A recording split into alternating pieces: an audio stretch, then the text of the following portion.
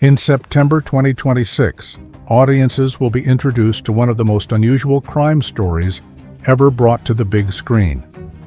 By Any Means, starring Mark Wahlberg and Yahya Abdul-Mateen II, tells the story of a young black FBI agent investigating brutal civil rights murders in Mississippi during the 1960s. As the violence escalates and traditional investigative methods fail, the agent is forced into an unlikely partnership with one of the most feared men in America, a mafia hitman named Gregory Scarpa. At first glance, it sounds like pure Hollywood fiction. A mob assassin helping solve civil rights murders, a notorious gangster working alongside federal authorities, a mafia killer hunting members of the Ku Klux Klan. Yet the most shocking part of the story is that much of it is rooted in real events. Behind the movie lies a decades-old controversy involving organized crime, FBI informants, racial violence, secret investigations, and allegations that federal authorities may have turned to a professional killer when conventional methods weren't producing results. To understand the true story behind By Any Means, we must first understand the man at the center of it all, a man known by one terrifying nickname, the Grim Reaper. Gregory Scarpa Sr. was born in Brooklyn, New York in 1928. Growing up in working-class neighborhoods heavily influenced by organized crime, Scarpa entered a world where power often belonged to those willing to take it. During his youth, New York City's mafia families controlled illegal gambling, loan sharking, labor racketeering, extortion operations, and countless other criminal enterprises. Many young men dreamed of joining that world. Scarpa was one of them. By the 1950s, he had become associated with the Colombo crime family, one of New York's infamous five families. Unlike some gangsters who focused on money-making schemes and avoided violence whenever possible, Scarpa developed a reputation as an enforcer. He was willing to do what others would not. Witnesses and law enforcement officials would later describe him as cold, fearless, and extremely dangerous. Over the next several decades, Scarpa climbed the ranks of organized crime, eventually becoming a capo, or captain, within the Colombo family. His influence grew. So did the body count associated with his name. Authorities would eventually connect him to numerous murders, although many crimes remained impossible to prove due to witness intimidation and the mafia's code of silence. Within organized crime circles, Scarpa became feared for his willingness to use violence quickly and decisively. The nickname the Grim Reaper wasn't given to him by the media. It came from people who knew exactly what he was capable of. But while Scarpa was building a reputation as one of New York's most feared gangsters, he was secretly developing another identity, one that would eventually place him at the center of one of the most controversial FBI operations in American history. At some point during the early 1960s, Gregory Scarpa became an FBI informant. For federal authorities, informants were a necessary evil. The mafia was notoriously difficult to infiltrate. Members rarely cooperated with law enforcement, and witnesses who considered talking often found themselves threatened, or worse. To gather intelligence, the FBI frequently relied on criminals willing to provide information. Scarpa proved exceptionally valuable. As a respected member of the Colombo family, he had access to information that law enforcement could never obtain through traditional investigations. In exchange, Scarpa allegedly received benefits that many critics later described as extraordinary. For years, investigators questioned whether his relationship with the FBI helped shield him from prosecution. Some even argued that the government allowed Scarpa to continue committing crimes because of the intelligence he provided. The relationship became particularly controversial because of Scarpa's connection to FBI agent Lindley DeVecchio. Their association would later become the subject of investigations, accusations, and courtroom battles. But before the controversy exploded, Scarpa would allegedly find himself involved in something far beyond organized crime, a deadly conflict unfolding hundreds of miles away in Mississippi. To understand why Gregory Scarpa's name became linked to Mississippi, we must understand the atmosphere of America during the 1960s. The civil rights movement was transforming the nation. Across the South, African Americans were fighting for equal rights, voting access, and protection under the law. Not everyone welcomed those changes. In Mississippi, white supremacist organizations such as the Ku Klux Klan responded with violence. Activists were beaten, churches were bombed, homes were burned, people disappeared. Many local authorities either lacked the ability or the willingness to aggressively investigate these crimes. Federal agents arriving from Washington often found themselves facing a wall of silence. Witnesses were terrified. Evidence vanished. Entire communities refused to cooperate. As violence escalated, pressure mounted on the FBI to solve cases that were attracting national attention. Among the most important of those cases involved 3 young civil rights workers whose disappearance shocked America. In June 1964, civil rights workers Andrew Goodman, James Chaney, and Michael Schwerner traveled to Mississippi as part of Freedom Summer, a campaign designed to help African Americans register to vote. The 3 activists vanished shortly after being released from police custody. Their disappearance immediately became national news. The federal government launched one of the largest investigations in FBI history. For weeks, agents searched fields, rivers, forests, and swamps. The entire country watched. Finally, authorities discovered the horrifying truth. The 3 men had been abducted and murdered by members of the Ku Klux Klan. The case exposed the deadly alliance that sometimes existed between local officials and extremist groups. It also intensified pressure on federal investigators to find new ways to break through the conspiracy of silence surrounding civil rights murders. This is where Gregory Scarpa's story enters one of its most controversial chapters. According to accounts that emerged years later, federal authorities turned to an unlikely source for help: Gregory Scarpa.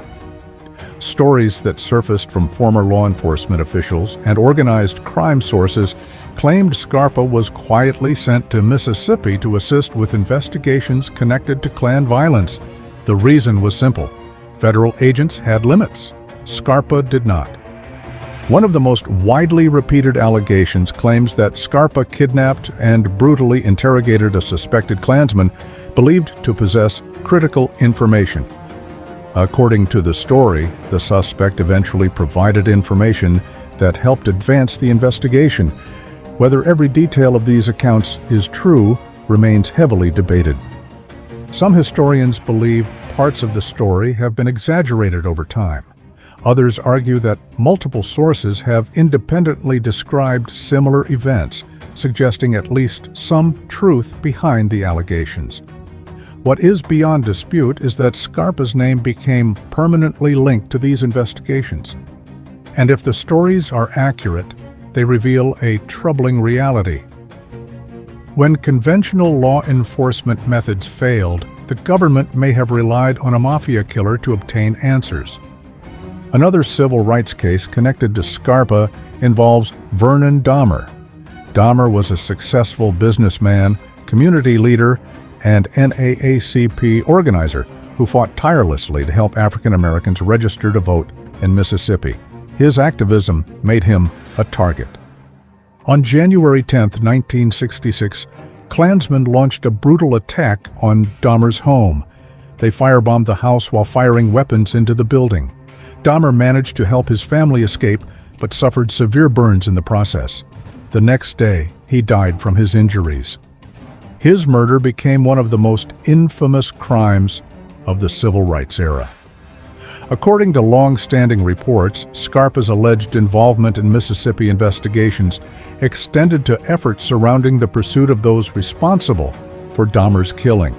In the movie, actor Giancarlo Esposito portrays Dahmer, making the case a central element of the film's story. The events surrounding Gregory Scarpa's alleged activities in Mississippi became the foundation for By Any Means. Directed by Elegance Bratton and written by Sasha Penn, the movie stars Mark Wahlberg as Scarpa and Yahya Abdul-Mateen II as FBI agent Wayne Stryker. According to the film's premise, Stryker is a young black FBI agent assigned to investigate a wave of murders targeting civil rights leaders. Unable to crack the case through normal channels, he is forced into a partnership with Scarpa. Together, they pursue killers while struggling with the moral consequences of their methods. The movie asks a difficult question.